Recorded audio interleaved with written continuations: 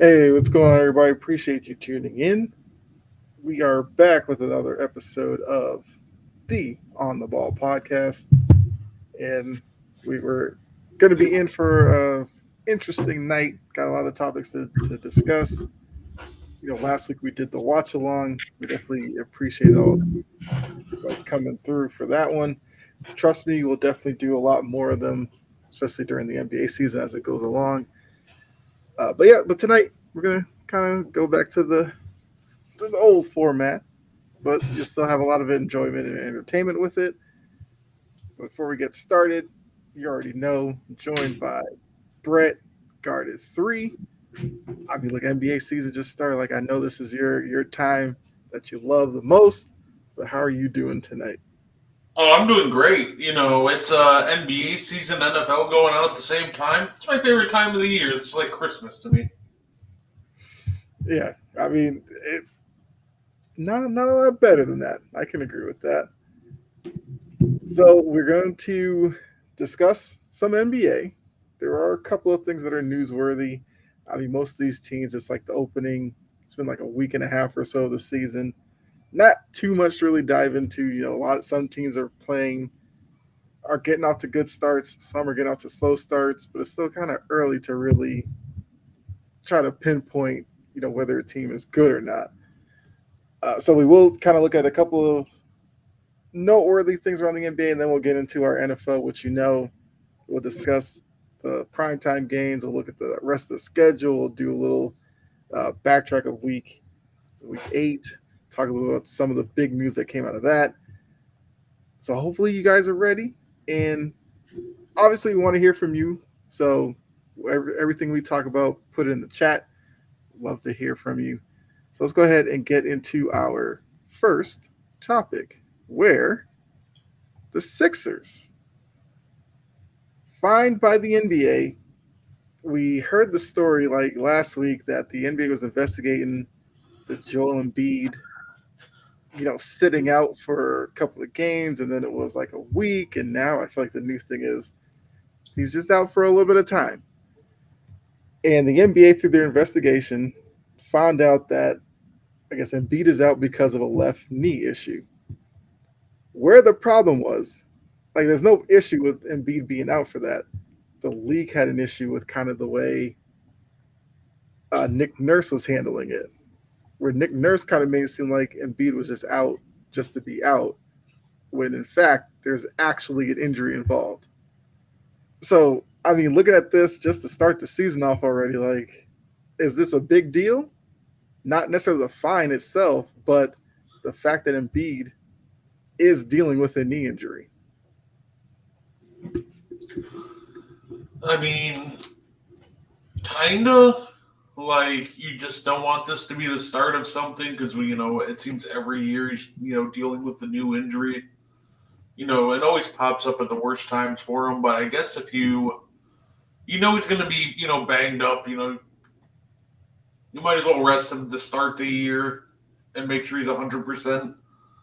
I don't think it's a big deal right now, but obviously this could be very well the start of a troubling trend that we've seen over the years with Embiid, where unfortunately his body just doesn't hold up throughout the regular season. So we'll see what happens. But if I'm the Sixers right now, I'm not overly worried. Okay. I mean, look, they are dealing with Paul George being out as well. I, I mean, do you have an issue with the way kind of the double speak about Embiid? Like, shouldn't they have just came out and said dealing with a knee injury? That's what it was. Because I heard Nick Nurse, and like it seemed weird the way Nick Nurse was framing the absence of Joel Embiid. So is that an issue for you? Nick Nurse's handling, I or mean, I think it depends, right? Like for me, it's not really a big deal. Like if he's out, he's out. Oh well. Like I get it, the frustration because I'm sure there are fans that are in the Philly area that want to go to games to see Joel Embiid play. So hiding it from them, kind of not fair, right? It's just not fair to some of the fans that might only get their one chance to go to a 76ers game this year, and Nick Nurse is playing. with Embiid's status like that. So I get it. I get why it'd be a big deal to some. To me, it's not really.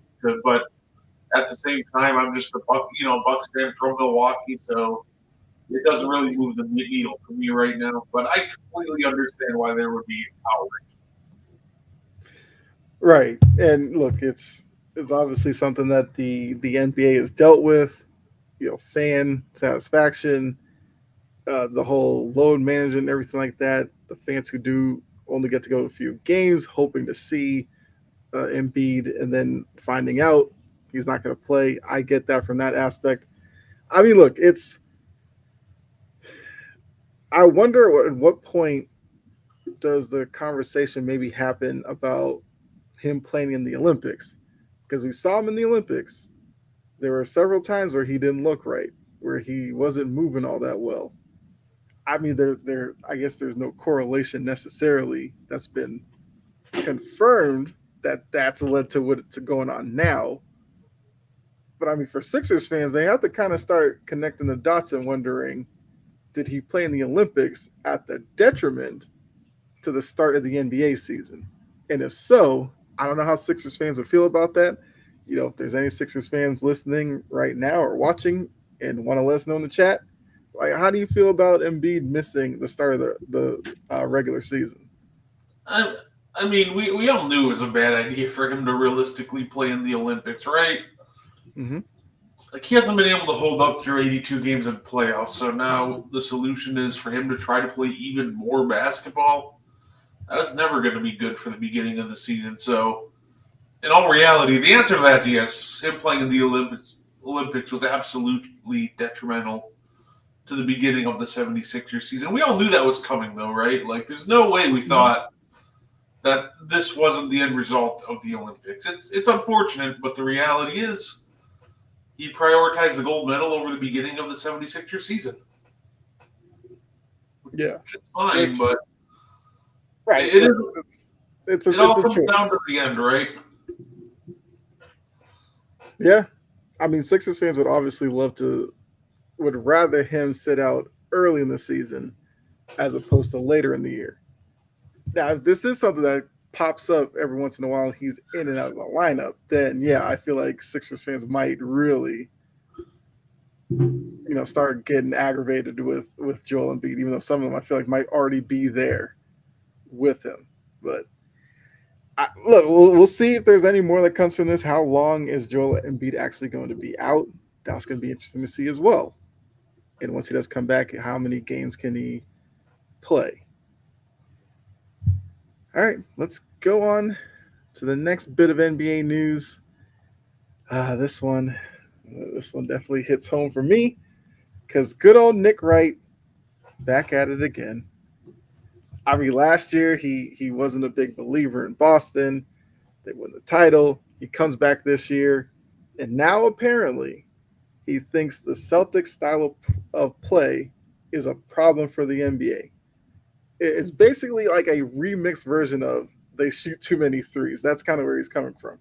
And he says it's boring, which that's the part that gets me. Like Golden State did it. It wasn't boring. People said it was beautiful. All the Celtics have done is they've kind of adapted to the Golden State model, but I don't see where that is seen as boring or a problem for the league. So do you think Nick Wright has any validity to this claim? No. The answer to that's just straight up not a chance he has validity to this claim. Yeah. Because I was told a decade ago that the Warriors were boring and that jump shooting teams never win a title. Like, at the end of the day, people are always going to find something to nitpick. And the reality is the Celtics have built this great team that's perfectly balanced with a lot of great three-point shooters. So guess what? A team with a lot of great three-point shooters are going to do? Going to shoot a lot of threes. So overall, I actually think they're a more fun team to watch. I think there's a lot of ball movement and just team play overall. Great defense. Like, I think he could be more off base with this. I actually think the Celtics are a ton of fun. Like, I'm not sure what he wants here. Does he want us to go back to like good old fashioned face ups into 15-foot contested mid rangers? Like, Is he looking for like some 2000s ball where we're just dumping it to our unskilled center in the post? Like I'm trying to figure out what he wants here because Mm-hmm. Yeah, I don't know. I have no idea what his issue is. What's going on, Trajan? Said Griffin was not the problem. Adrian Griffin. Yeah, look, hey, that's gonna be an interesting topic. Which Trajan, I feel like we'll come back to that. Actually, we'll save that one. I got Jory in here. What's going on, Jory? Appreciate you tuning in. We're talking about your favorite analyst, Nick Wrong. I know you love hearing from him. So, but yeah, like I agree with you. It's like I don't understand what these analysts want from these NBA teams. I think if you want to say like the big problem is the teams that are trying to be copycats of the Celtics and the Warriors that don't have the personnel for it, but still play that style of play. Sure, maybe you want to say that, but like you can't say it's boring when it's built off of ball movement. Boring to me was like the height of James Harden when he'd come down, dribble for like 20 seconds, and then take that like step back three. That was boring to watch, especially the nights when he was bricking them. But if you're going to tell me you get ball movement and the fact that they share the ball as much as they do, getting multiple guys in double figures, yeah, you could miss me with that, Nick Wright. I was gonna say like yeah, he probably did hate Kerr first. He probably did find the Warriors boring. He probably found the beautiful game Spurs really boring. Yeah. Like no, I get that because like you want to see boring, go watch any of like the early 2020 Toronto Raptors offense where they either tried to jack up a really like contested three or took just the worst shots possible. Like Mm-hmm. I think there are so many examples of just boring basketball. Like I hate watch the Raptors way too much for the first 4 years of the decade, and they finally started to improve. You want to see boring? Go watch Kyle Kuzma throw up 4 air balls and a half. But the Celtics are definitely not boring. Like, come on, let's be real here. Yeah, I mean, look, Nick Wright's just going to be Nick Wright. I mean, I hope this isn't a second year of that narrative. Maybe it's just an isolated incident with Nick Wright, but like we saw it all last year. They doubted them. They get to the playoffs, then they diminish what they did in the playoffs. Then they get to the finals, and everybody assumed, well, not everybody, but a lot of them assumed Dallas was going to beat them because Dallas is a better team. Then the Celtics dismantled Dallas. And it's like, okay, go do it again. They're starting off really well, and now they're boring. My only guess, I don't. Let's say my only guess wrong about that finals was I guessed Boston in 6, and they dismantled them in 5. So I don't. Yeah, To me, it was never a question who the better team was. It was really can Luka and Kyrie find a way to get something going against that defense, and they just couldn't do anything. right. And look, certain matchups it works out that way. But yeah, hopefully Nick Wright just stops watching and just doesn't comment, or yeah, I don't need this to be beaten into the ground yet again. And also, I do love the fact that the Celtics kind of got petty with inside the NBA on opening night where they sent like the cigars that had like a lot of their statements about them. I kind of found that hilarious. But yeah, so we'll see how this season kind of progresses. But I do want to go back because I did say let's go back to Trajan because we know Trajan is a Bucks fan like you. They did play last night with the Celtics and the Bucks. I'm assuming that Trajan's kind of coming from that angle of it as well. So you as a Bucks fan, you've seen Doc for a little bit now. You know what went on with Griffin. Like, how do you make with this whole situation? Is the team any better under Doc than they were with Griffin?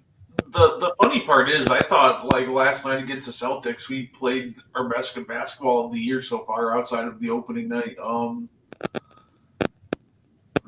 Doc is doing the thing again where he wants to rely too much on just aging vets and established contributors.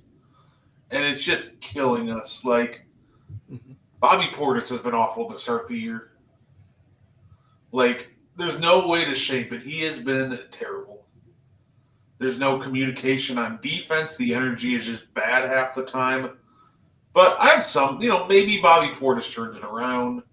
But the guy I'm really looking at more so, Pat Connaughton needs to go. He needs to do something, but we need him off my basketball team. I respect what he did for us in 2021, but the issue was 2021 was 3 years ago, and that was about the last time that I've seen, Pat really do much. I want to see us play some of these younger guys. I want to see us get youngers, but Andre Jackson came in, committed 3 fouls. Guess what, Doc? Who cares? Let him work through these mistakes, because I'm watching these players over 30 commit even worse mistakes. I would rather have someone like Andre Jackson running around and trying and putting in effort and making mistakes than watching us just completely not communicate, give no effort, and make the same mistakes anyway. So I think under Doc Rivers, the big difference between him and Griffin is, ironically, under Doc, the defense looked better last year than under Griffin. Mm-hmm. But overall, I don't think Adrian Griffin was the problem. I think the problem was really just firing Bud without a plan. The problem was just the Bucks front office in general. This has nothing to do with Adrian Griffin in all reality. The problem just comes back to, okay, we're going to hire Adrian Griffin, but yet we're not really going to give him time to implement fully everything that he wants to. And even with us trying to learn his system and everything, we're still, I think when he was fired, it was 33 and 13 or 30 and 13. And then we won a couple games under Joe Prunty. But, Doc comes in and I think he did well with the defense last year, but then the offense fell apart. And now this year, just both are really off. I think it'll get better from here, but we're at the end of the day, we're still unfortunately missing Chris Middleton, who's still recovering from ankle surgery. But I think there is a problem with Doc Rivers in the fact that he's relying too much and trying just these same rotations that aren't working too much on these aging vets and just not trying anything new. Throw Andre Jackson in there more. Throw Tyler Davis in there more. Yeah, he's a rookie, but guess what? Maybe he shows you something. And I just want to see him mix it up some more. So I think there's a Doc Rivers problem, but I don't think it's a completely unfixable problem. I think we just got to be more willing to try new things. Right, and I feel like you can definitely do that, especially early in the season, where even last night they were on a second night of a back-to-back. Look, a lot of these vets, the last thing they need are back-to-backs this early in the year while they're still trying to get their bodies into shape and into kind of the grind of the season. Last night would have been a night. Throw the young guys out there, mix in their minutes, give the veterans a break. Because, win or lose, does it actually change anything in the grand scheme of things when you get towards June? No. So this is the part of the season you experiment. Maybe you put a young guy out there with a certain lineup and you go, that could work. And then you use it a little bit more. So then come time in the playoffs, there's going to be a game or two where maybe one of your stars gets into foul trouble and you got to look down that bench and you need 5 minutes of somebody to go out there and give you some energy. You'd like to know, hey, whoever, Green or Jackson, you could put them in and you're not ripping your hair out. I mean, Doc is bald, but he's not doing the Peyton Pritchard, because I did see that when Peyton Pritchard hit the buzzer beater 3 and Doc kind of all the air out of his body he was just hunched over on the side. I feel like there are young guys on that Milwaukee team who could carve out a role if Doc allows them to. And if you want to see his over-reliance on veterans, all I need to do is ask one question. Who's leading the Milwaukee Bucks in minutes right now? I would guess part of me wants to go towards Jory's comment about Torian Prince. I'll say Torian Prince. You would be correct. Torian Prince is leading the Bucks with 34 minutes a game right now. Like, I don't think this is like I get it. Chris Middleton's injured. That's when he comes back, that's going to reduce some of these guys' minutes. But even right now, I don't think it's necessary to play Torian Prince 34, 35 minutes a game. Like, throw in some young guys, and we can even slash a little bit of Pat's and Bobby's minutes too. Like we have answers and we have solutions. The real question is, will Doc be willing to make that adjustment? And that's the part that makes me nervous. So we'll see how the season progresses at this point. Which, by the way, I did call us losing to the Nets and Bulls, so I knew that was going to happen. Mm-hmm. I was asked on a different podcast, how are the Bucks going to start? And I said 7-3 with losses to the Nets and Bulls. Right. I mean, look, like you said, hopefully they turn it around and get into a rhythm, which I've said before, if you have Giannis on your team, I am never going to count you out. The pieces around him, I don't know. Because like you said, I know Trajan would attest to, they are a veteran team, which is kind of the team that Doc loves to use. But, yeah, with this group, yeah, you're going to have to space it out. Especially Torian Prince last night was awful. He got into early foul trouble. I get you start him because the Celtics with their wing play, he's the guy you want to put out there, but he wasn't staying in front of anybody. He was giving you nothing offensively. Why? Like, there has to be a punishment for him not being good on the court. Jory does have a comment. JJ is doing well. Talking about JJ Redick. I saw the clip on TikTok of him yelling at LeBron. It warmed my heart. I love to see it, but you know the pep talks of Darvin Ham. Nothing will ever top salute. That will be an all-time coaching huddle quote. Yeah, I agree. JJ's definitely doing well early on in the season. Let's see. I guess. Well, obviously, she's asking that. We could talk a little Lakers here. What have you seen from the Lakers? Like, what do you like? Do you see any potential concerns with them? Like I said, it's only been 3-4 games, so it's kind of hard to really make certain conclusions about them. But like, what are your initial thoughts with the Lakers so far? I like him. I think JJ's drawing up some great plays. I think there's just a lot more structure, which is helping the entire team in general. They're just trying to play like freelance basketball. And, the concerns with the Lakers are the same as they were last year at the end of the day. Anthony Davis is playing great right now, but I've seen this before. He plays great for 2 weeks and then decides to not be aggressive for the next week and a half. So is this the year we get a consistently aggressive Anthony Davis? We've seen it through 3 games, but I've seen him do it through longer than that and then just randomly decide one day, yeah, I just want to be aggressive for the next 5 games or so. So, and then obviously, will the role players keep playing this well?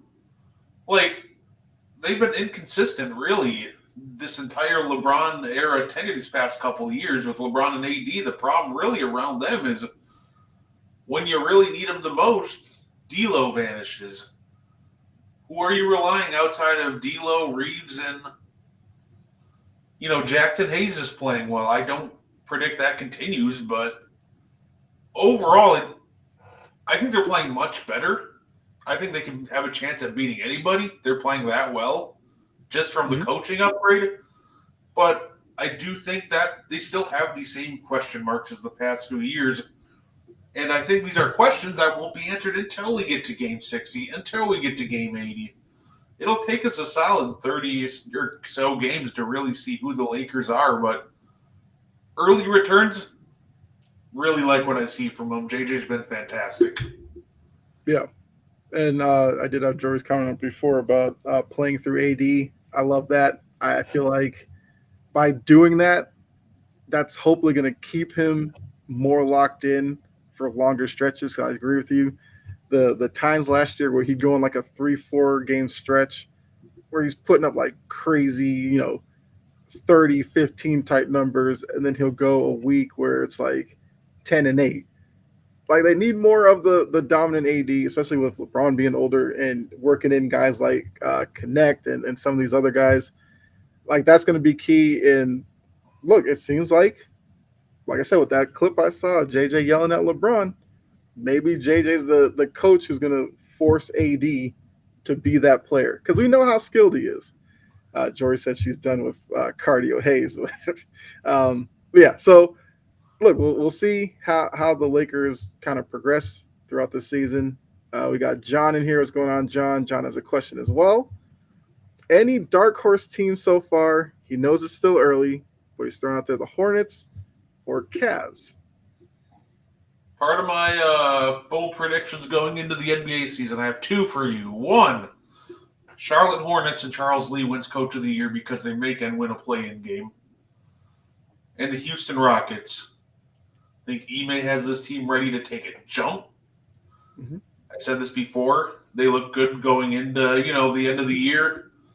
And now they've only gotten better. I think Reed Shepherd's going to be an absolute stud for them. And I even made the bold prediction that Reed Shepherd wins Sixth Man of the Year and Rookie of the Year.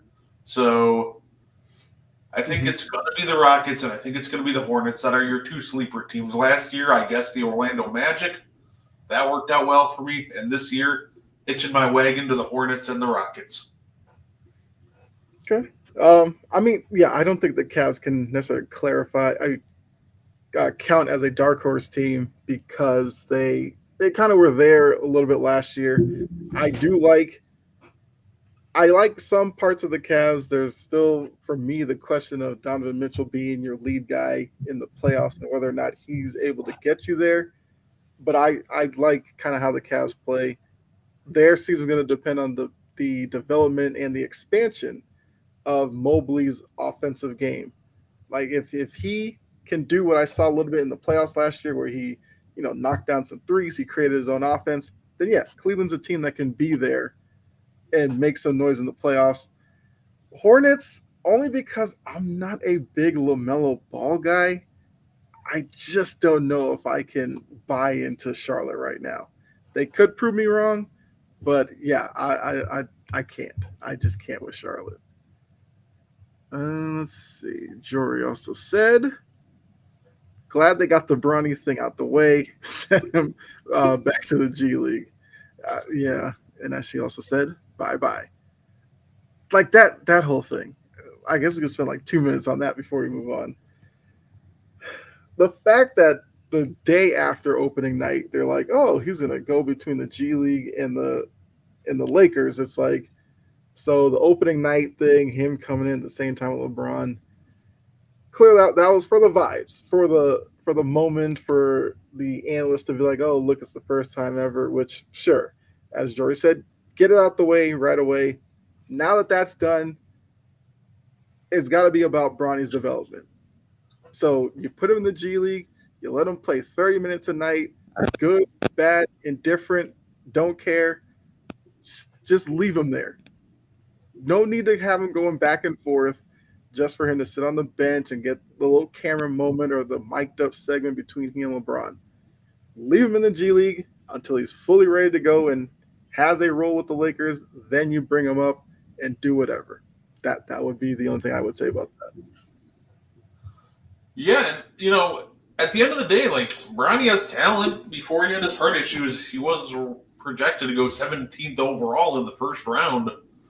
Like, there's clearly talent there, and if you take the time to develop him properly and he becomes a quality, player, says he can't come up next year and be a rotation guy right away. Yeah. Like, I think, if I remember correctly, I think D'Lo's gone after this year.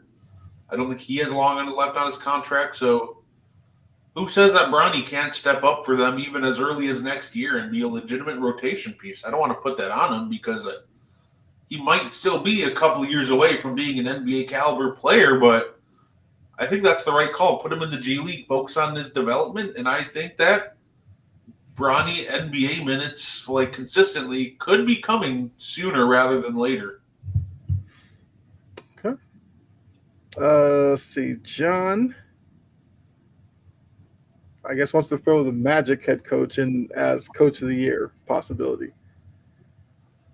I think, yeah. I mean, look, if Paolo Banchero is going to give you a few nights like he had last night, the Magic will get a lot of attention. If they can be top 4, 5 in the East, I think that would bring a lot more attention as well. Like I get from your point of view, Brett, like if because of how bad Charlotte's been, if Charlotte is in the play-in tournament, that is seen as a big jump for them. And we know with Coach of the Year, a story like that would usually overshadow the Magic, where they're kind of slowly building up to something. And yes, the coach there has done a great job, but I think he'll probably definitely get votes. It'll just depend on if one of these lower tier teams has a surprise season. He probably will lose out on that, or unless like if Orlando like wins the East, then yeah, he'll probably obviously get it at that point. John also said, "So are the Bucks? Is the Bucks run over? They look lost." Um, ask us again, probably closer past the All Star break. Like That's fair. it's impossible to tell this early into the season, really, because we've seen worse starts get turned around. And Milwaukee, I think the pieces are there for them to do something. It really we're just gonna have to see if Doc's willing to use that. How good does Chris Middleton look after yet another ankle surgery? So it's one of those things I don't think we'll really be able to tell with the Bucks till All Star break or game, closer to game 50 or 60. Then I think we can draw a great conclusion with Milwaukee. But until then, I think it's too early to tell. Yeah, I agree with that. I said it before. I'll say it again. Giannis is there. I'm not going to count them out. All right. Jory also wants to bring up the Denver Nuggets.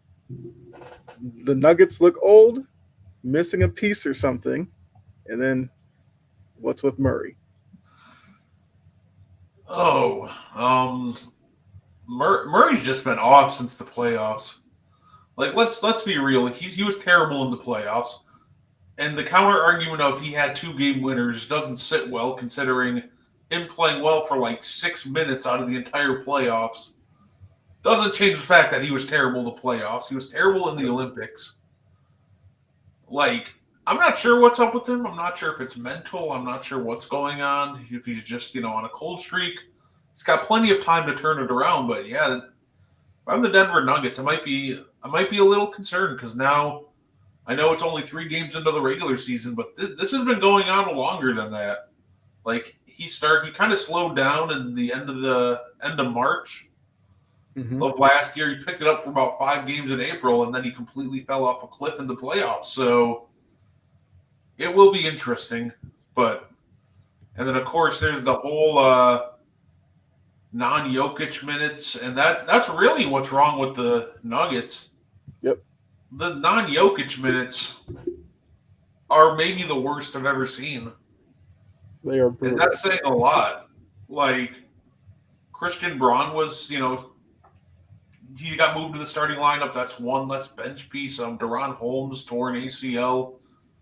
So these bench lineups, with Peyton Watson and Russell Westbrook being your floor spacers, just are not great.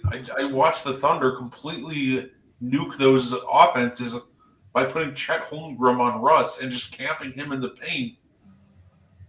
Overall, they just got to find a way to get better floor balance and floor spacing, because if they can't, it's not going to be a great year for them, because those non-Jokic minutes aren't going to get any better if they can't find a way to bring more spacing to the second unit. Yeah, and crazy thing is, like, Jokic deals with that when he plays for his country as well. Like, his minutes off the court are usually rough. I think with Denver, and this is probably something we probably should have seen over the past couple of seasons, when they were going through and losing key rotation, like bench players each off season, it seems like that has completely caught up with them. Because, like you said, this team is basically Jokic and hope and a prayer. You hope Murray figures it out. You hope Porter Jr. can be consistent, the fact that he is still so up and down, that's a big problem for them, especially with this team that they have right now. They need Porter Jr. to be a more reliable piece on that team, and he just isn't there. Aaron Gordon, look, Aaron Gordon just got paid, so that means you got to put more on him as well with this group. The Russell Westbrook part of it, look, I love Russ, I do, but my worry is this turns into another Laker type thing. Remember, he was the Lakers. He looked completely lost. People called him washed. I just worry about with him in Denver. Now, maybe Mike Malone could figure out something. Maybe the thing is, like, if Jokic is on the bench, you put Russ out there with some guys who just want to run and just run. Take him for what it is. Try to get in transition. Easy buckets. Just do that. Because we know what Russ is in the half court. A liability. And every team will put their weakest defender on Russ, have them play free safety in the paint, and that's gonna be rough to watch with Denver. So we'll see what Mike Malone can figure out over there. And John also says, I'm surprised they haven't played DeAndre Jordan. I mean, it's DeAndre Jordan, though. Like, how much do you really want to play him at this point? I don't even – it's because DeAndre Jordan's just cooked. That's really all there is to it. DeAndre Jordan is – you can play him, but he's not going to give you anything at this point. Right. It's funny. So, yeah, and this shows exactly perfectly what's wrong with Denver. So I'm looking at, the good old-fashioned, their offensive rating, defensive rating, and just overall net rating of each individual player. So the starting lineup, they're all positive. Nikola Jokic, they're 1.5 points better with him on the floor. Aaron Gordon, 3 points better with him on the floor. Ironically, Jamal Murray, 4 points better with him on the floor. Christian Braun, 7 points better with him on the floor. And then you got like a 4-way tie for guys,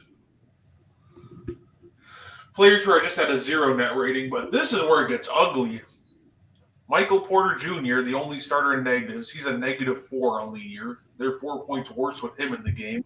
Julian Strawther is a -28. Peyton Watson, a -29. But Russell Westbrook is slightly worse, a -29.5. And Dario Saric is a -50. That's your problem right there. I'm not expecting you to win non-Jokic. I don't even need you to really be, I don't expect you to even really do that great, but you need to be able to stay competitive. And that's the problem. As soon as Jokic leaves the game, this team just gets blown out of the water to such an absolute degree that it doesn't matter what Jokic does. There's just no coming back from that. Yeah. So they just got to find a way to stabilize that second unit because it's a 3-game sample size, small sample size, but that's really what's going on. They're missing bench pieces. Yeah, I think that's kind of the big part of it. And look, like those are like deep analytics, but just looking at baseline stats, Jokic is averaging 32 and 10. He's having an MVP type of season. That's kind of on par with him. After that, Jamal Murray's at 17. Okay, I guess you could live with that. Porter's at 12. Gordon's at 12. Then after that, it just drops off. Strawther's at 7. Westbrook's at 6. Watson's at 3 a game. So they just need to. I don't know. It's either the style of play is not working, the offense isn't working for some of these guys. But if this is the kind of production you're going to get, it's going to be a rough season in Denver. Even if they find a way into the playoffs, this group is not going to scare anybody out west. Like, not at all. Jory says, blame the smug coach, which, hey, Malone has definitely – he's definitely rubbed people the wrong way. So, yeah. Maybe to some fans, this is them getting what they deserve. I don't know, but we'll see. We'll see how they can turn it around, or if it just falls off of a cliff, then yeah. George says dynasty my butt. Yeah. All right. I feel like that was a good, nice little NBA segment to it. Um, unless there's anything you guys want to add before we move on to NFL, or Brett, you have anything you want to talk about NBA wise? Oh no, I'm super excited to shut out the Bears today. Like I prayed for it and it happened. All right. So now looking at the NFL. I mean, look, if you guys know anything about me, you know where we're starting our NFL conversation. Here we go. Good old Aaron Rodgers and the Jets, because I'm not letting them slide. You knew that. So the Jets, they go ahead, they face the Patriots. John, there it is right there. Go Pats, absolutely. Go into the game as a 7-point favorite, and they ended up losing, not to Drake May, who went out after a controversial hit when he slid and he got hit in the head, went out for concussion protocol. But Jacoby Brissett led the drive to give the Patriots the lead and ultimately the win, leaving Aaron Rodgers salty, leaving Jets fans up in arms about what this team looks like. I mean, we're 8 weeks in. The Jets are a disaster. Where do they point the fingers? Because obviously, it's not Salah anymore. He's gone. It's not Mike Williams' fault. He's, I don't know, in Siberia or whatever. Like, where do we put the blame? And at this point, is this 100% Aaron Rodgers? So that I gotta say no to 100% being Aaron Rodgers, because when a team is this much of a disaster, it's never just one player, right? That's true. I mean, I was probably a little bit. Yeah, no, I got you. Aaron Rodgers, yeah. Some of your generational Jets hating, I get it. I respect it. I respect the hate. No, I think Aaron Rodgers, is part of the problem. I really think what ended up a lot of the problem is I think he's playing well, but I think he needs help, and I think therein lies the problem. And I don't mean help like he needs more offensive help. I think they have plenty of offense. The problem is now there's just no structure. It's just Aaron Rodgers, go to the line, do whatever you want, run whatever play you want. And the problem is that worked for Nathaniel Hackett like 3 years ago when Aaron Rodgers was still MVP Rodgers. But he's not anymore. He had his best seasons under, Matt LaFleur this decade, with a great system, with motion, and just overall great play calling.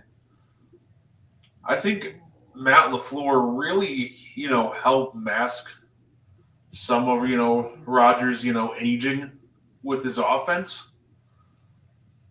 And now he's back with Nathaniel Hackett. And he's been inconsistent. Rodgers has been inconsistent. But I think a lot of this blame has to be placed at the feet of Nathaniel Hackett. And I just think it's just at the end of the day, it's just all on the Jets organization. This is a team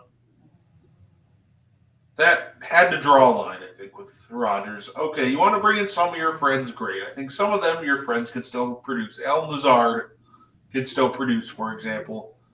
But I think they did have to tell him no. And I think they let him go a little too far with a little too much decision-making, a little too much power. Like, Allen Lazard, once again, one of the best run-blocking wide receivers in football, can still catch the football.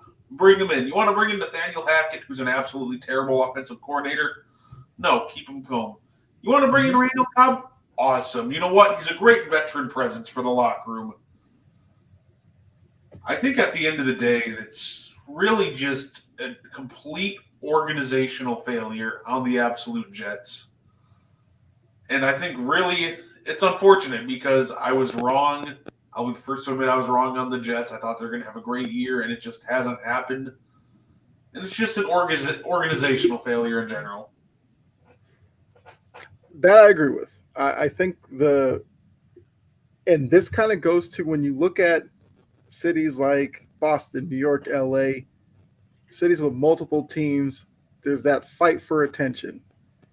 The Jets have always been second guessed in their own city. The Giants are more popular. The Yankees, because they're still playing right now, they're more popular. The Knicks are more popular. The Jets are always waving their hand like, hey, pay attention to us. So when they got Aaron Rodgers, they put him on this pedestal that was undeserving, and this is what they're getting. Because by doing that, they empowered him to throw his weight around. Like you said, somebody needed to tell him, no, you can't have this guy. You can't have that guy. We can't do it this way.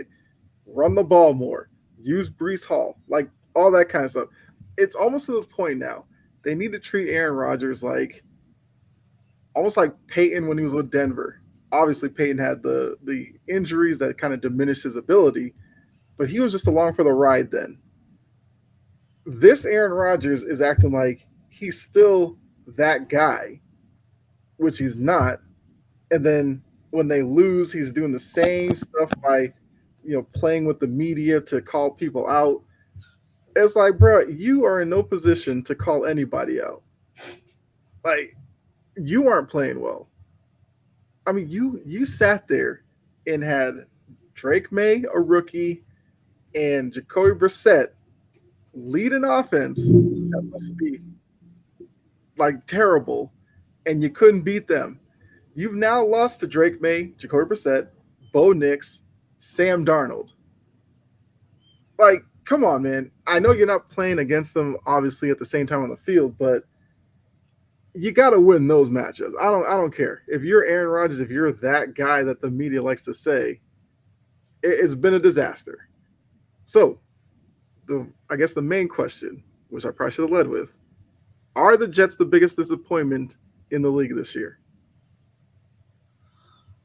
I mean, the answer has to be yes, right?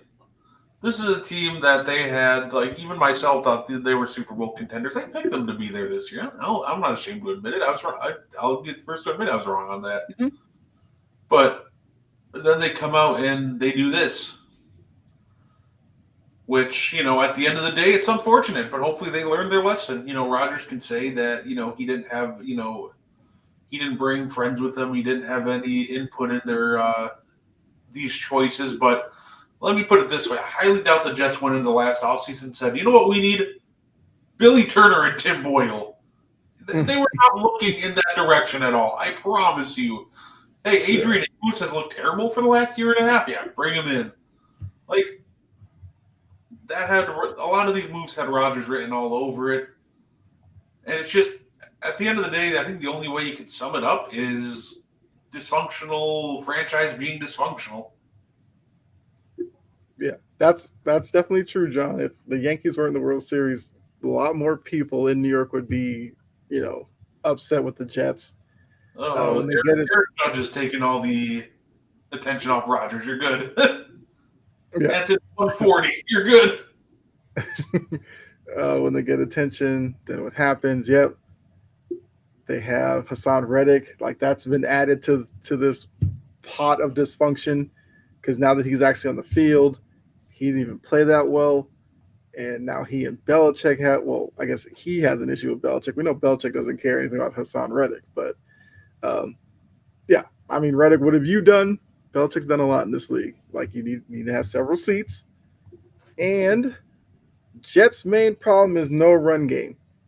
That is true, but I really believe that's a lot of that is on Hackett, Downing, and Rodgers. They probably don't want to run the ball. You have Breece Hall back there. You have Braylon Allen, who's been a good complementary back to Breece Hall. I don't get why they don't use the both of them more.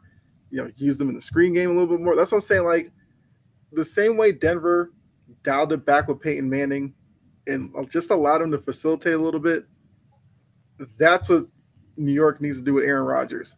I just wonder who in that building could sit Aaron Rodgers down and go, we're not doing it your way anymore. We're doing it my way. And deal with the fact that he's just going to pout around on the sidelines and all that. Just live with it. I don't think anybody in there will do it to him, though. And Aaron Rodgers Yeah. led teams that kind of never really had a great run game. Like he's very quick to check out of runs to put the ball back in his hands. That's something that Yeah. should have been expected as soon as he got signed or got traded to the Jets. Mm-hmm. Which is something that Manning used to do a lot with the Colts. He would check out of runs for pass plays. Yeah, but I mean, look, you're not getting any sympathy from me for the Jets. I root for this to just continue this way because it makes me feel better about the Patriots. Because now I can sit here and say the Patriots split with those Jets. With all the issues the Patriots have, they got to win against the Jets. That kind of makes the season for me. But let's go on to another team that we love to talk about. Those Indianapolis Colts have made a decision at quarterback yet again. Anthony Richardson's been benched, which means Joe Flacco is taking over in Indy. So I think the main question here is, does it make sense benching Anthony Richardson right now? Or No, should they kind of just let him play through it, and because you're not going anywhere anyway? But yeah, go ahead. the answer is no. It doesn't make any sense, and you just kind of said it right there. You're not going anywhere anyway. Like, put Joe Flacco in there. Guess what's going to happen? Absolutely nothing. You're going to win some more games, and the only thing you're going to do is ruin your own draft position. But you're not going to be good enough to do anything anyway. You're not going to be good enough to make the playoffs. So, what do you benefit here from rolling with Joe Flacco? Like, I think maybe you're trying the not the Brees Hall, the Bryce Young method of start the veteran for a couple weeks, then put him back out there. Which, if you were gonna, sit Anthony Richardson, you should have just done it at the beginning of the year. Mm-hmm. Like none of this makes sense. Anthony Richardson was it's not like when you drafted Anthony Richardson, we were touting him as he's a pro-ready QB. He was a project when he got drafted. We knew he was a project, and now the Colts are like mad because a project 10 games into his career is still a project. He's still a work in progress. So at the end of the day, I think it's just stupid on the Colts' behalf. Richardson, he's still young. He still has time. Just keep getting him those reps. And if you, have a down year and you lose a lot of games this year, who really cares? It's not like with Joe Flacco, you're, investing in the future anyway. Right. Yeah, I mean, I agree. Like you drafted him where he was. He was a project when you got him. You can't start the rebuild of the project and then get frustrated midway through, like you're surprised he's still a project. Like you kind of gotta have to live with it. You play him for a season or two. If he's not showing any progress, then you can move on from him. Because like you said, you put Flacco in there. He wins you a few more games. You lose some draft positioning, unless Steichen feels like there's some pressure on him to win, and that's why he's making this move. Because if there's one thing we know Jim Irsay is not, he is not a rational guy. So he may have gotten in Steichen's ear and been like, this isn't good enough, and Steichen made the decision. I don't know. But Jory's saying he's been playing, got trash juice almost all year. They look better with Flacco. Steichen must be trying to save us. But yes, that might be where this move is coming from. I mean, look, more power to you. Because best case scenario, okay, Flacco leads you to a wild card game. Are you trusting Flacco to beat teams like the Chiefs, Ravens, the Bills, the Texans, whoever else? You trust the Steelers? You trust them to beat any of those teams in the playoffs? Probably not. So, I don't know. I don't agree with it. But then again, I didn't really agree with drafting Richardson that high. But I assume that once they did that, they were going to give him every opportunity to develop. And it kind of seems like they're playing it both ways here. Let's see. Oh, yeah, John. I think I might have skipped over this one by accident. Panthers traded away their best player for a 5th rounder. Owner planning on selling. Panther fans are probably praying for it. They're probably hoping though or selling because David Tepper's terrible. But Yeah. Those of you who might not know, Deontay Johnson was traded from the Panthers to the Ravens. So the Ravens add another wide receiver because, hey, if they're when in doubt, bring in another wide receiver. Like that's where all their issues have been. you know, I'm sorry. In your Discord earlier, that was still so funny when they're like, "Oh," when our boy Jordan, shout out Jordan, goes, "Oh well, he's moving to a better system now." I'm like, "Well, I hope Baltimore is a better system than Carolina. Carolina's just an absolute disaster." I don't even know if the owner's trying to sell. I think this is just a terribly run organization. Like, I don't even think that there's been no reports about him wanting to sell or anything. I just think the GM sucks. Because it's not like you got a lot. I think they swapped like a fifth and a sixth. So I think there is actually just like almost like a pick swap, and you're moving up like 15 spots or something like that, or 20 if I remember correctly. And I could be wrong, but it's just I think this is just a short term like this. I think you're thinking about the future with this move, but it almost feels like you sold low. So yeah. Jury says, after say getting him hurt in the process, tell us this: the Ravens better stop blaming the receivers for everything. That I do agree with. Their last loss was not on the receivers, even though I know Bateman had a drop or whatever. I'm sorry. You can't have like third and short and allow a wide open receiver downfield for Jameis Winston to hit. Like that's on the defense. The defense has come up short, come up small so many times this season that I agree with you, Jory. I'm not blaming receivers because they keep bringing in receivers there. They still haven't won a Super Bowl. They still haven't been to an AFC title. Well, they've been to an AFC title game. They haven't won an AFC title game. Like, it's got to be something else. I mean, I know Jory has been a proponent of Harbaugh because we talked about that on here before. I mean, Harbaugh could be a problem. We know about Lamar and his limitations still when it comes to throwing. And no, that's not throwing shade at Lamar. Yes, he's a great athlete. He makes some throws. It's just the consistent throws downfield outside the numbers that I feel like a lot of teams force him to do in the playoffs. That's where a lot of the problems come into play. And I'll still say Derrick Henry is going to be the most important player to their success. I don't know if Lamar Jackson fans want to hear that. That's kind of the truth, though. And the quicker they learn that, the better off they will be. All of a sudden, Rashad Bateman can't catch when the defense got them beat. Yeah. And allowing Preacher Winston to carve them up. I mean, Jameis Winston had like 335 yards. Who had that on their bingo card for that matchup? I mean, we know Winston can throw it, but 335, yeah, Baltimore, you got to do better. And Jory also says he is the problem, Lamar, and the secondary outside the two Kyles and Van Noy and Hamilton are vulnerable. Yeah. Humphreys had some rough games. Roquan Smith, a lot of teams have been attacking him over the middle with their running backs and tight ends. Matabike,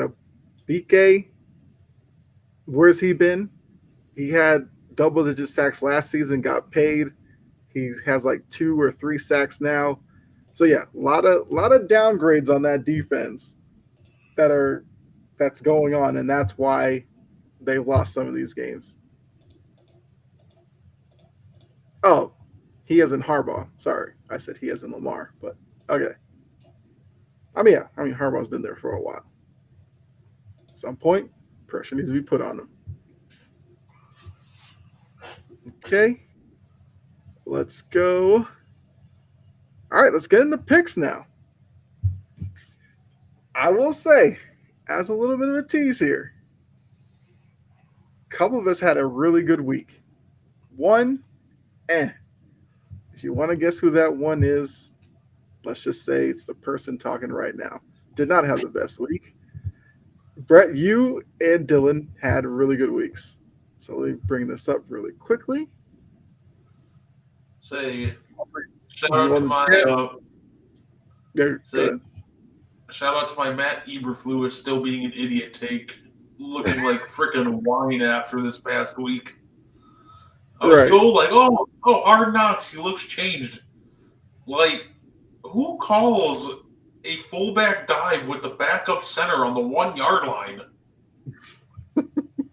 Like, you can tell he didn't practice that because he didn't secure the ball at all, then fumbles it. When you Mhm. have a running back who on every single run he's had inside the 5, he scored a touchdown.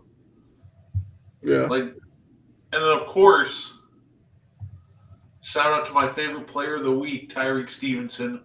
Great coverage on the Hail Mary, buddy. Exactly. Why is it not sharing the screen? Oh, come on. Let's see. Share. Yes. While it's coming up, John said he's surprised best rookie quarterback for the month of October is Nix.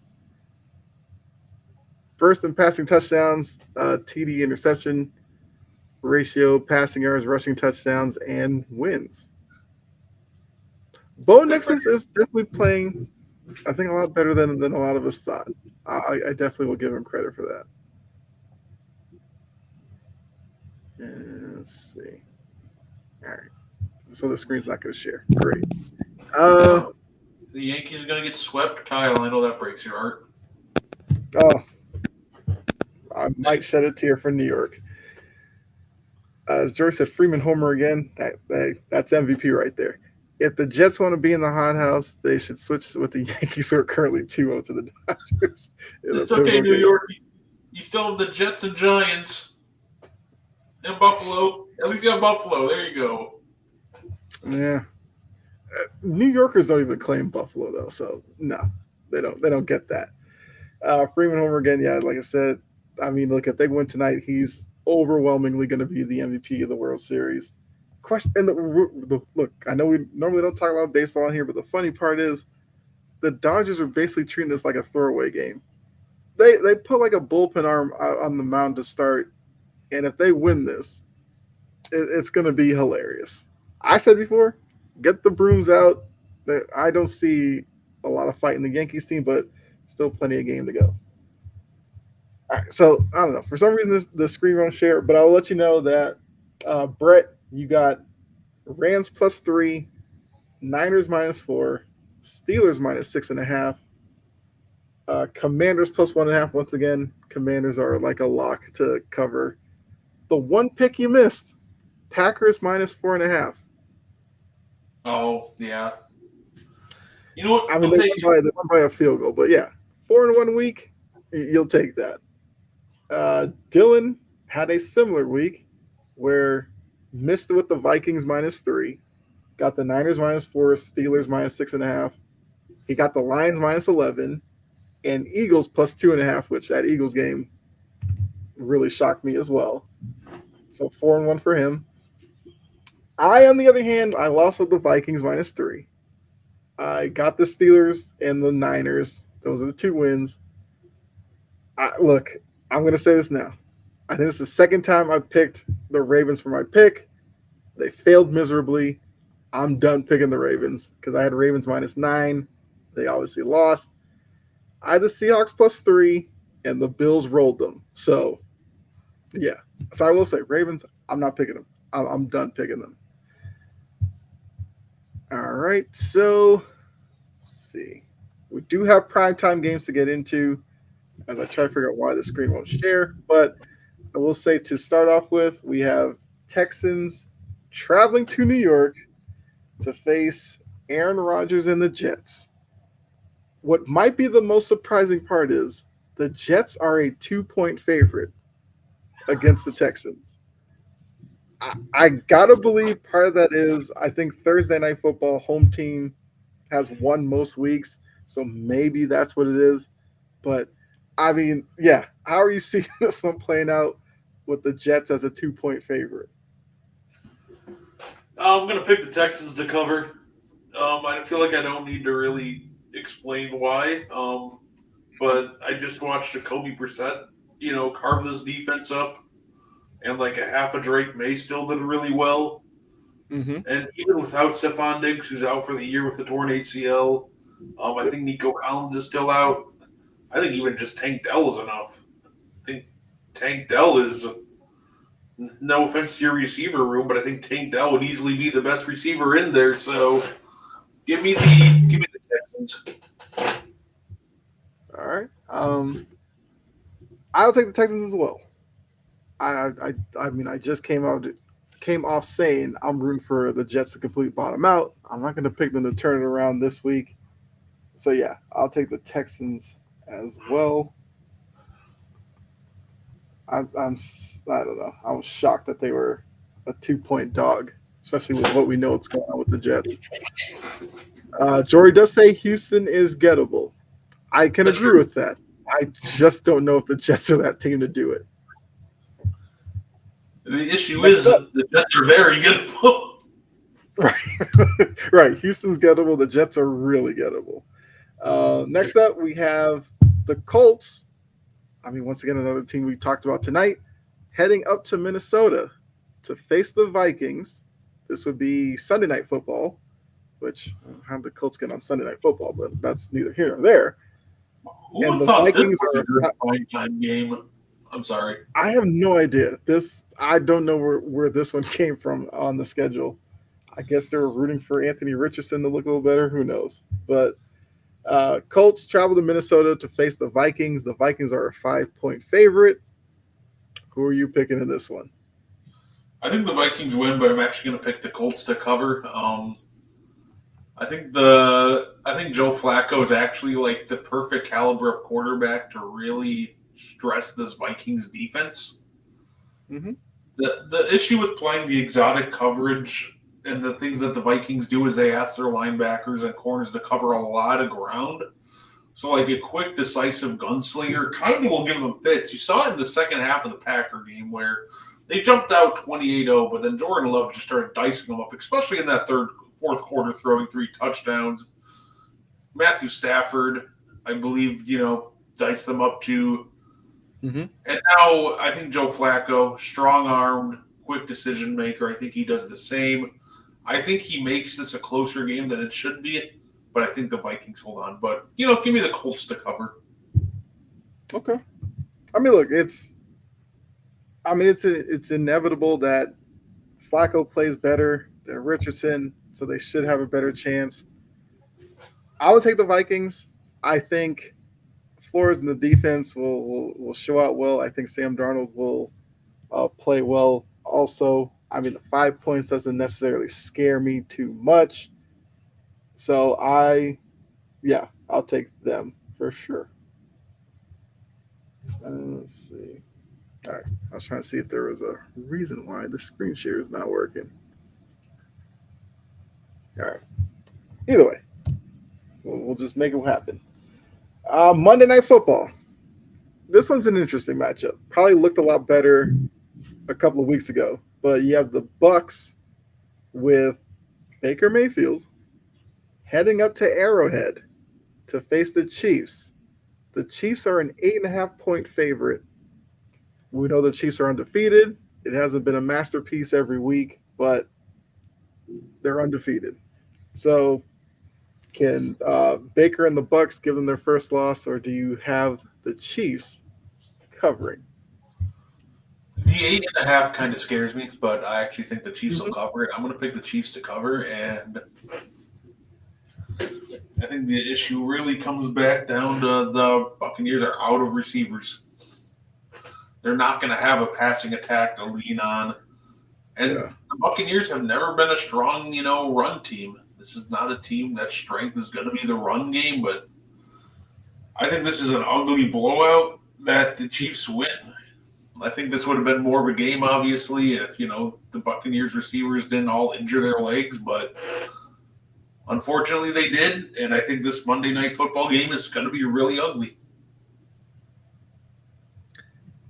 Yeah, I mean, look, the part that's giving me hesitation here is the Chiefs usually don't cover. They usually play not necessarily down to their competition. It's just that I think the margins are much smaller for this Chiefs team, even though they are still winning. But it is kind of tough not having Mike Evans or Godwin there. Uh, this is a tough one. I mean, John does bring up a point. The Bucks have Bucky Irving, who could eat, but I think it's gonna be tough. Arrowhead on a Monday night. I'll take the Chiefs as well. All right. So now we gotta get into the rest of the schedule, which once again, if the screen share would work, would make this a lot easier. But you'll have to bear with me as I will read these out. Because now, if you are new to the show, we pick the primetime games, and then now we look at the rest of the schedule, give you our favorite pick and our favorite underdog pick. Not necessarily to win the game, but as an underdog we think will cover.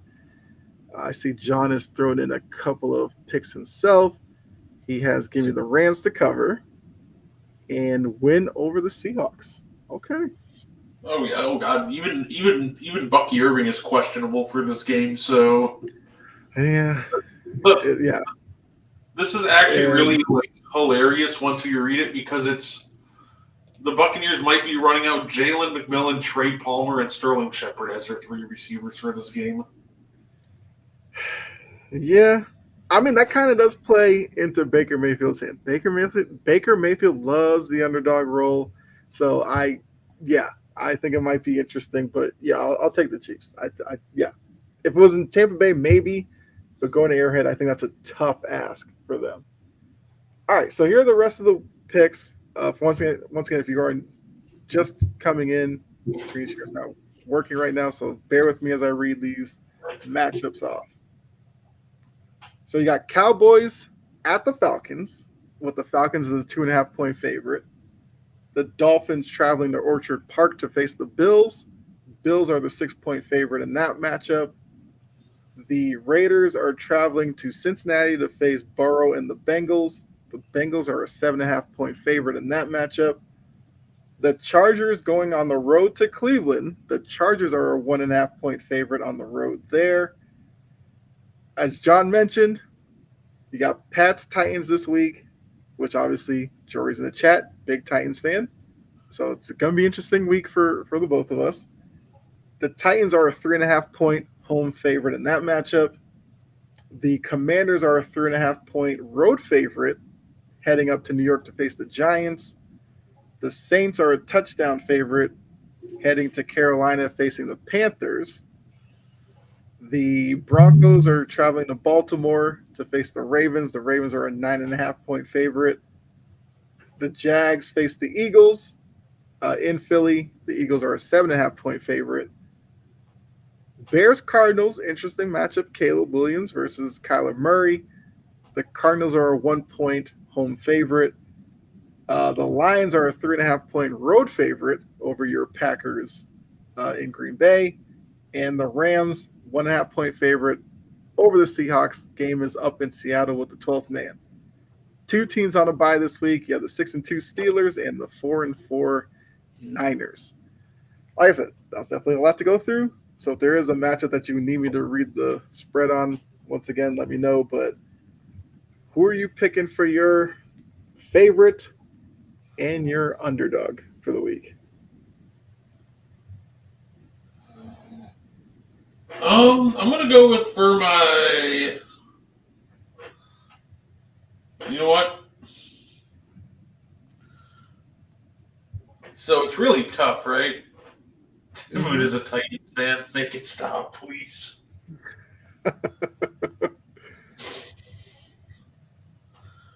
So there's some really tough picks. I'm gonna go with my lock. I'm gonna take old reliable. Give me the Commanders over the Giants. I mean, they haven't steered you wrong, so why not?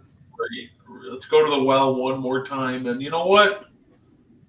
For my upset, give me. You know what? I'm gonna ride or die with my team. Give me the Packers over the Lions. I like it. Okay. So Packers. Packers have kind of, in a way, like with the Love injury, they've been kind of defying odds for half the year. If you told me Malik Willis was going to be the starter for 2 games and have to play in clutch time during another, I would assume we'd be 0-3, but we won all of them. Mm-hmm. Navigating these injuries have been great. And you know what? Screw it. Let's do it one more time. Let's give the Lions a run for their money and see if we can upset them. At least don't let them drop 50 on our head, please. Right. Okay. Hey, I like both of those. Those are good picks. All right. So for me, I feel like picking the favorite will probably be the easier one here. I feel like I will go with.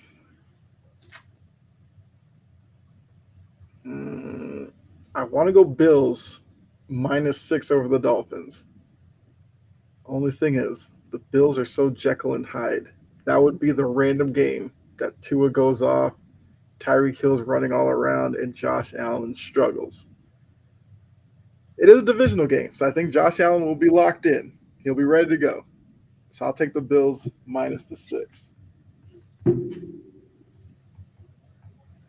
Maybe that's just the Mike McDaniel hatred in me creeping up there. Now my underdog.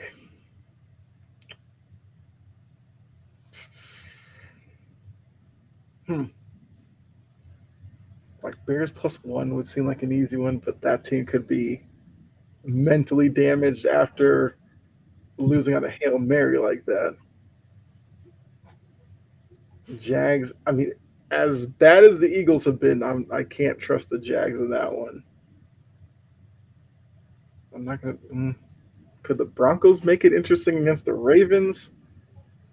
I don't know if Bo Nix can attack that secondary. Just pick the Patriots over the Titans. I kind of want to. I'm feel assuming like Drake May is back. I think Drake May is looking really good. I don't even think I've picked the Patriots that much this season. You know what? Let's do it. Why not? we'll just pick an I'll take the Pats. I'll take the Pats. Pats +3.5. I mean, what does worry me? Titans front 7 against the offensive line there. But the offensive line actually played well this past week against the Jets. Jets can't pressure the quarterback either, but I'll do it because all the other games, I'm not going to take the Cowboys +2.5 for the Falcons, even though both those teams, who knows? So yeah, we'll go with that. So just to let you guys know, Brett and I are both taking the Texans +2 Thursday night. We're split on Colts Vikings. You have the Colts +5. I've got the Vikings -5. We both are taking the Chiefs -8.5. Your favorite, you got the Commanders -3.5. Because like I said, Commanders have not steered anybody wrong all season. You're taking your Packers +3.5 for your underdog. I've got the Bills -6 over the Dolphins, and I'm taking my Patriots +3.5 over the Titans. As Jory said, the Bears deserve to lose that. Yes, if Stevenson wants to sit there and taunt the crowd and not be ready for a Hail Mary attempt, they absolutely deserve that. Also, can we talk about how stupid Eberflus sounded in the post-game presser? Like, the play before the Hail Mary, it didn't really matter. It's like, it turns out 13 yards is the difference between the Hail Mary, coming anywhere near the end zone and just playing a game of, hook and lateral, or a Hail Mary attempt, which obviously the hook and lateral game is a lot less effective than, putting the ball in the end zone in a Hail Mary attempt. So to me, that is just like one of the most low IQ comments that he could have said. Like, yeah, it turns out 13 yards really does matter at the end of a game. Yes, absolutely. I mean, I know a lot of teams like to do that. They'll play like the prevent, and smart teams will take kind of what you can get to make the Hail Mary a little bit shorter. I mean, even for Jaden Daniels, when he let go of the pass, he was about 10 yards behind the line of scrimmage. But yeah, that obviously turned out to be the difference. I mean, look, I guess Eberflus as a defensive coach, he's obviously not going to take the full blame for that, but it definitely was dumb to do. Like, But hey, that's the I think, Bears. well, like, I think someone like, for example, I think Bill Belichick really was great when it came to that situation because he would have guys back and prevent, but he'd also have someone on each receiver pressing.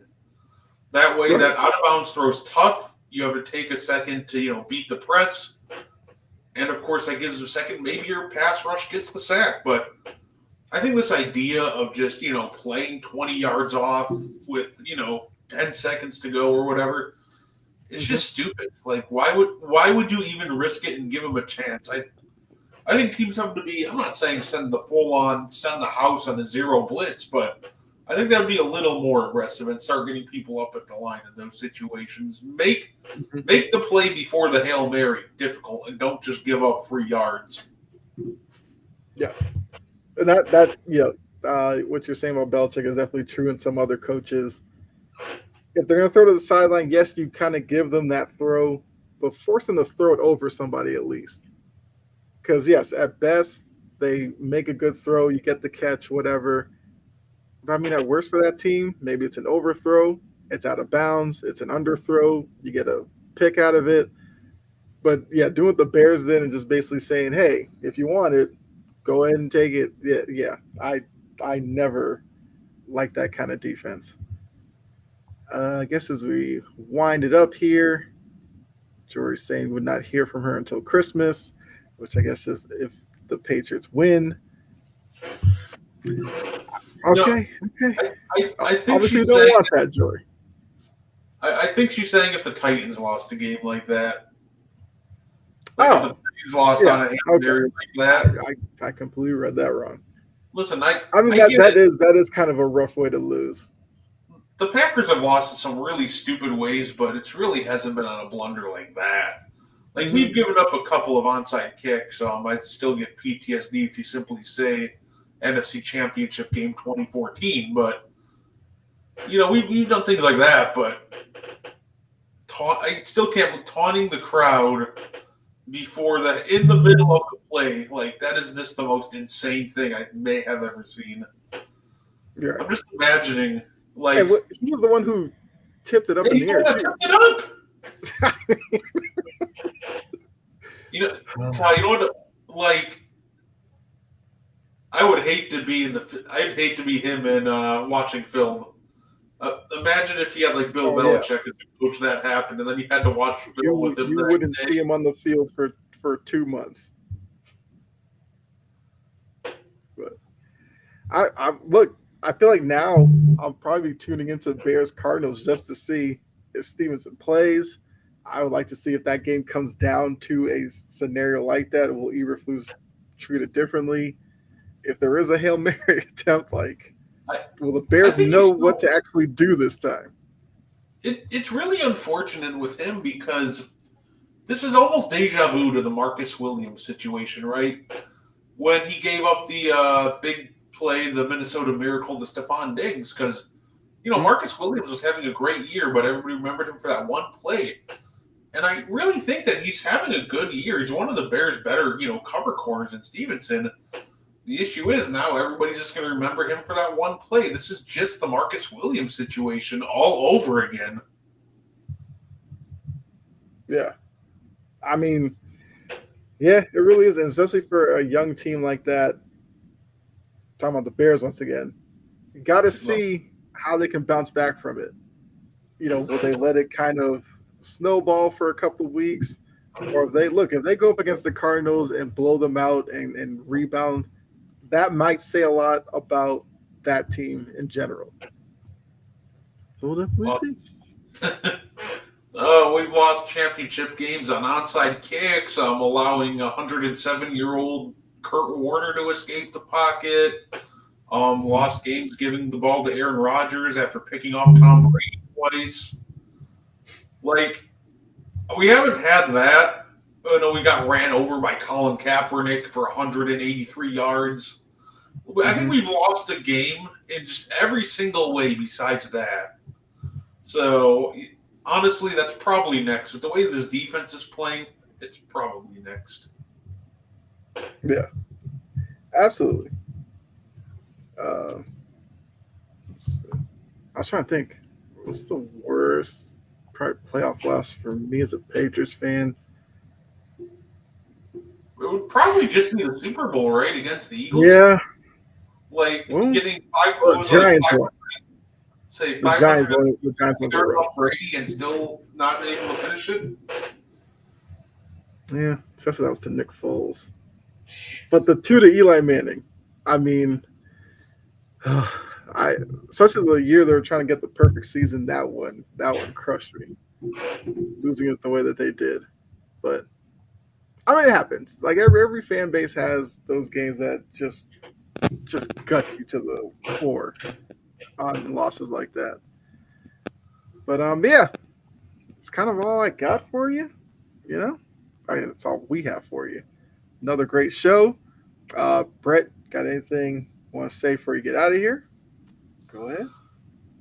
No, thank you for tuning in. If you like professional wrestling, I'll be on the Meaty Boys podcast in 15 minutes, so you can catch me on there. Next week, we actually have a special guest for the Meaty Boys podcast. So looking forward to these next couple weeks for Meaty Boys. It's going to be great.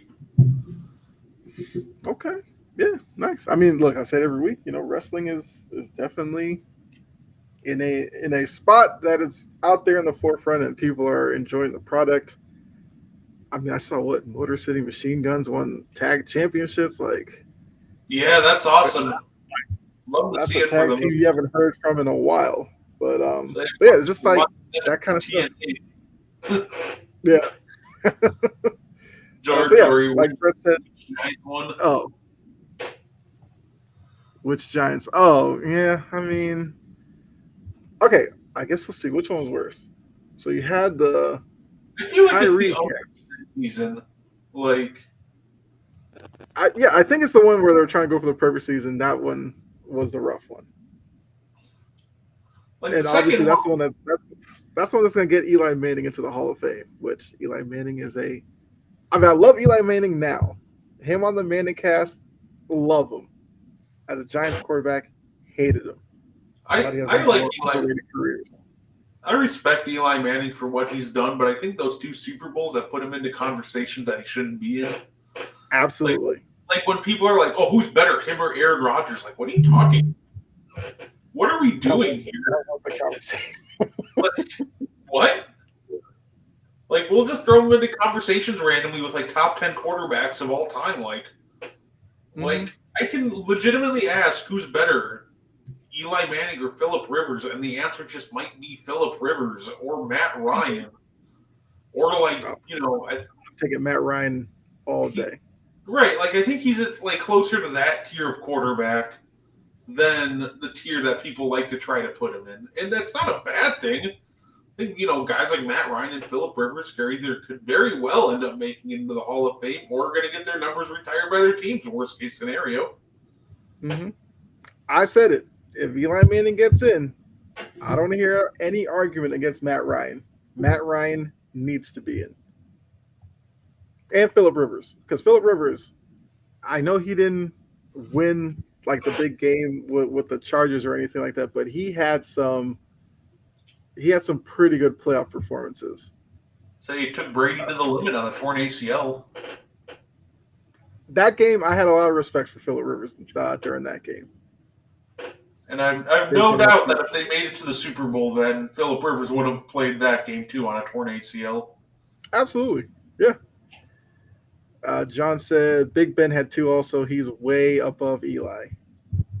Yeah, absolutely. I agree with that. Like I said, it's one of those things that I don't hate Eli, but those 2 rings have thrown him into this conversation that he's not ready to be in. Mm-hmm. Yeah, absolutely. But yeah, I mean, look, like Brett said, check him out, Meaty Boys, here in a little bit. You'll find me on here on Integrity Sports Network. I guess next time I'll be on here is Thursday for Sideline to Sideline and Sports Banter. You can also find me, my channel, Chomping at the Bit. I'll have a couple of videos up either today or tomorrow.